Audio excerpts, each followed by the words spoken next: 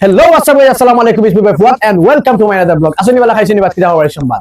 তো বহুত দিন বাদে আপনাদের মাঝে আরেকটা ব্লগ লই আইলাম। আর আমার বেশিরভাগ এখন আইও চিকেন শট। গতি সবাই চিকেন শট দেখো আর দেখে এনজয় করো।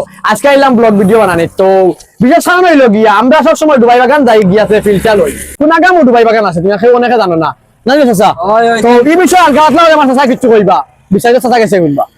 আজকে আমরা আইছি আসলে কোনাগামর লাম্বা ব্রিজের আগে। এখন এই জায়গাটা এখন আস্তে আস্তে আমরা দুবাই রোড নামে পরিচিত হয়ে যাইব বুঝছেন। বর্তমানে যে গাছ আইনগুলা আমরা পাম বাগানোর গাছগুলা আস্তে আস্তে বড় আদর্শে আপনার ভিতরে দেখাই খুব সুন্দর বুঝছেন।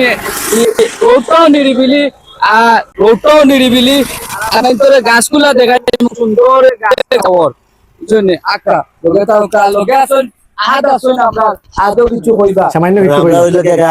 পাম বাগান হচ্ছে খুব সুন্দর, রাস্তাটা সুন্দর, আওয়ার খুব ভালো লাগে, প্রকৃতি আওয়ার হচ্ছে দিয়েছি, বাতাসে আমার ভালো লাগে হচ্ছে দিয়েছি। আর ও আমরা এক ভাই আছেন তাইও কিছু কইবা আমরা রে। যে আমাদের রাস্তা তো অনেক সুন্দর, কারণ সেম টু লাইক দিস দুবাইয়ের মতো। তো ইনশাল্লাহ আমরা রাস্তা আরো সুন্দর হইব, এইরকম সেম সেম গাছ লাগাইলে আমরা রাস্তা আরো সুন্দর হইব ইনশাআল্লাহ। আমরা দেখাইমু গাছগুলা বুঝছেন। আর ক্যামেরাত আছেন আপনার জনি ভাই। আর আওয়ারের অবস্থা দেখরানি কত বড় একটা আওয়ার, মুড়িয়ার হাওর এটা। তো এখানে লোকেশনটা কইয়া ভাঙ্গিয়ে দিলা। ওখান মেইন যেখানে ওখানে ভাঙ্গিয়ে এই লোকেশনটা তো আপনারা জানরা, এই লোকেশনটা হইল কোনাগাম লাম্বা ব্রিজ। লাম্বা ব্রিজ যাইবার আগ মুহূর্ত এখানে এমনিতেও লাম্বা ব্রিজও মানুষ থাকেন সব সময়।